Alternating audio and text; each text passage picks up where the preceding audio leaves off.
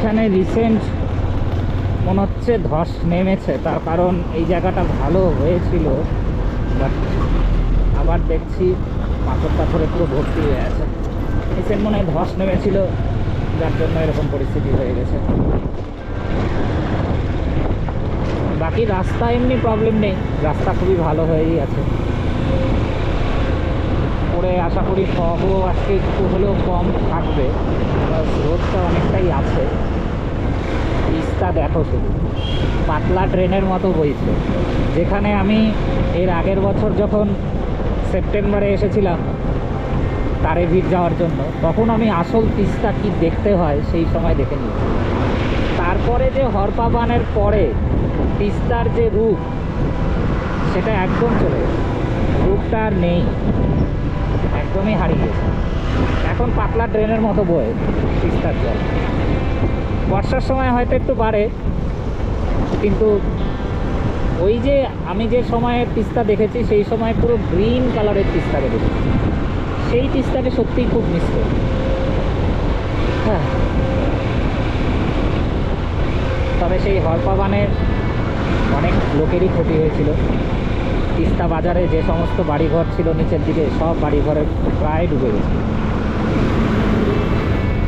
এখনও তার কিছু কিছু স্মৃতি দেখতে পাবে তোমরা। এই যে দেখতেই পাচ্ছ সাদা রঙের পুরো কতটা অবধি জল উঠে গেছে। তো আমরা পৌঁছে গেছি কালীঝোড়া ড্যামের কাছাকাছি।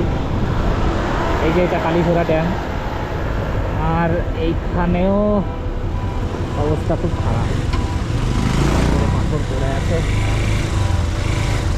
আর প্রচুর গাড়ি পাস করছে এই জায়গাটা থেকে। এই জায়গাটায় মনে হচ্ছে ধস নেমেছিল রিসেন্ট, যার জন্য এরকম পরিস্থিতি। না হলে রাস্তা সব ঠিকই ছিল, হঠাৎ এরকম পরিস্থিতি হওয়ার কারণ একমাত্র ধসই হতে পারে। দেখে তো তাই মনে হচ্ছে যে ধস। এখানকার রাস্তা যতই করো প্রত্যেকবার হয় ধস, নয় বন্যা, নয় কোনো কিছু, রাস্তাকে আবার নষ্ট করে দেয়। দেখতে পাচ্ছ তো তিস্তার কি পরিস্থিতি, পাতলা হয়ে জল বইছে তিস্তা। অবস্থা খুব খারাপ। রিসেন্ট বড়সড়ভাবে এখানে ধস নেমেছে যতটা মনে হচ্ছে।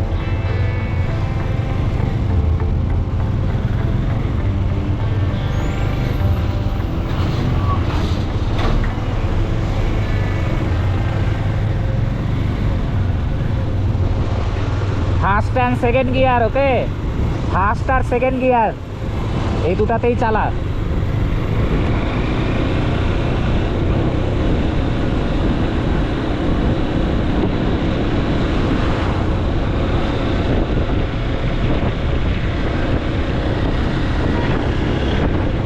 এই যে কালীঝোড়া ড্যাম, কালীঝোড়া ড্যামকে আমরা পাশে রেখে এগিয়ে যাচ্ছি সামনে।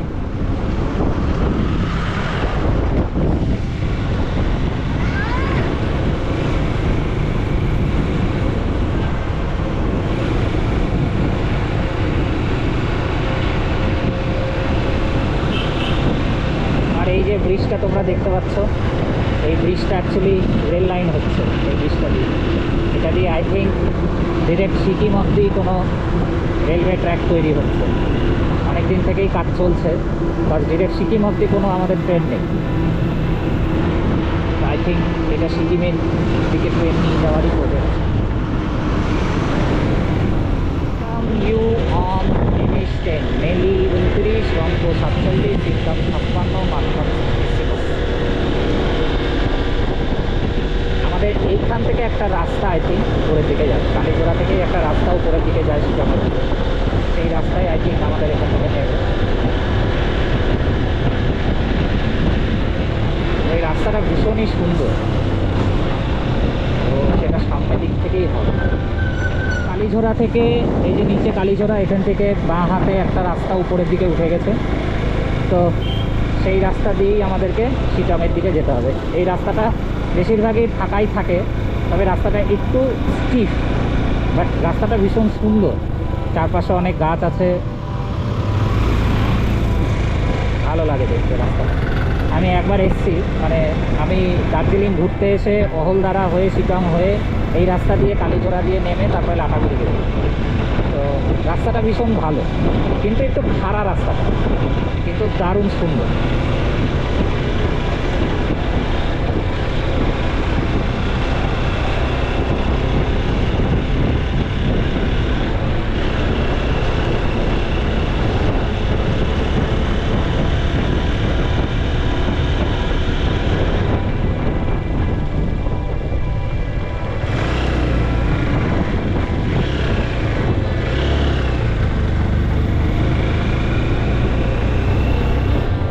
বোঝা যাচ্ছে জানি না, বাট রাস্তা কিন্তু ভীষণ স্লিপ।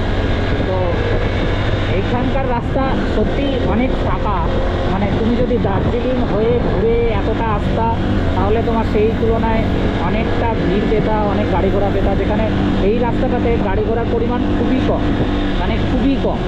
তো এই জায়গাটাতে এই একটা সুবিধা আছে, সেই আন্দাজে এই রাস্তাটাতে যেহেতু গাড়ি ঘোড়া কম আছে সেহেতু এই রাস্তাতে আরামসে চালানো যায়। কিন্তু রাস্তাটা একটু স্টিপ, মানে একটু খারাপ রাস্তাটা, যার জন্য একটু চালাতে প্রবলেম হবে যারা একটু নতুন নতুন আসবে।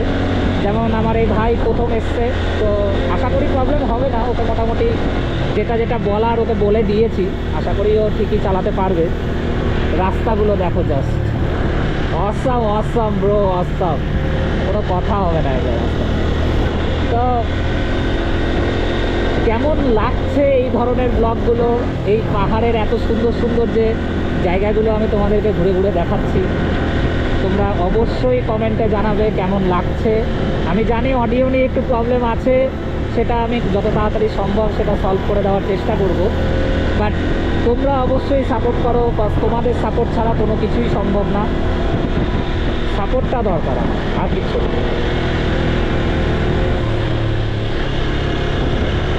তো ভাই আসছে মোটামুটি চালাতে চালাতে, আর আমরা এই রাস্তা হালকা যত যত উপরের দিকে উঠছি ঠান্ডাটা পায়ে তত লাগছে। পাহাড়ি রাস্তা, সাথে বাইক, নিজে নিজের স্বাদ, মানে নিজেকে নিজে কোম্পানি দিতে দিতে ঘোরার মজাই আলাদা। সত্যি এই ফিলিংসগুলো তুমি ফিউচারে টাকা জমিয়ে এই ফিলিংসগুলো পাবে না। হয়তো 4 চাকায় বক্সবন্দিতে বসে বক্সের মতো সব কিছু দেখতে পাবে, এই যে সামনে খোলা হাওয়া, এই যে পাহাড়ের যে গন্ধ, এই যে চারিদিকে যে সবুজ ঘিরে আছে, যে ঠান্ডা হাওয়াটা বিভিন্ন টাইমে বিভিন্ন রকম চেঞ্জ হচ্ছে, এই জিনিসটা আর পাবে না অন্য জায়গায়।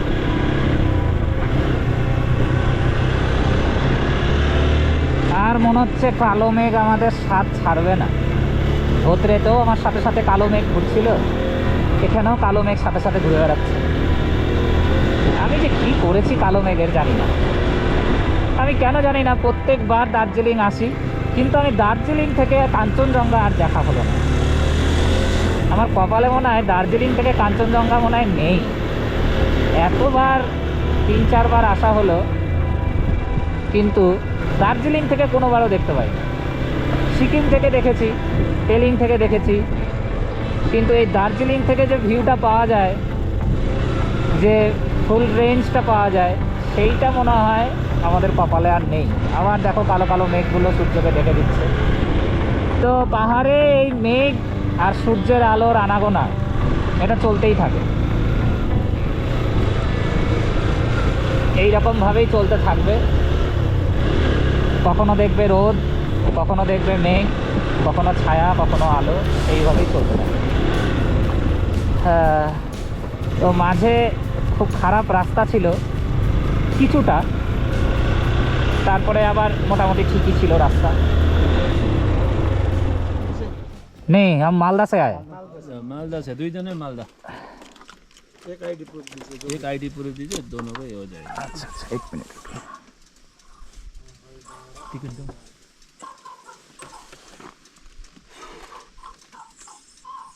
ওই রকম টিকট দো।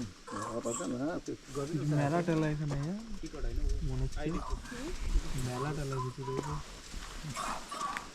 তো এখানে তোমাদের যেতে গেলে এখানে আইডি প্রুফ দিয়ে 20 রুপিস দিতে হবে এন্ট্রি ফি। আগের বার যখন এসেছিলাম তখন এখানে কোনো এন্ট্রি ফি লাগেনি, বাট এইবার এন্ট্রি ফি লাগছে। আই থিঙ্ক এটা কোনো ফরেস্টের থেকে কিছু একটা করেছে পাশে পার্কের মতো, যার জন্য এই দিকে ঢোকার জন্য এন্ট্রি ফি 20 রুপিস করে লাগছে per head, not per bike, per head. তো এখানে তোমাদের আইডি প্রুফ নেবে এবং 20 রুপিস করে নেবে এখানে পার হেড।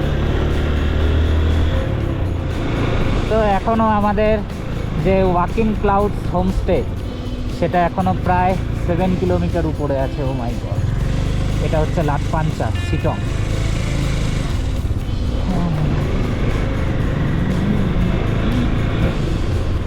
ও আমরা যে হোমস্টে ভাবছিলাম ওয়াকিং ক্লাউডস হোমস্টে, রাস্তাটা একটু খারাপ আছে, কিছু করার নেই এখানে, কারণ ভালো জায়গায় যেতে গেলে তোমরা জানোই অফবিট প্লেস মানে ভালো জায়গা মানে রাস্তা খারাপ, এটা কিছু করার নাই। এটা ধর্ম পাহাড়, যেখান থেকে ভালো ভিউ পাবে ওখানকার রাস্তা খারাপ।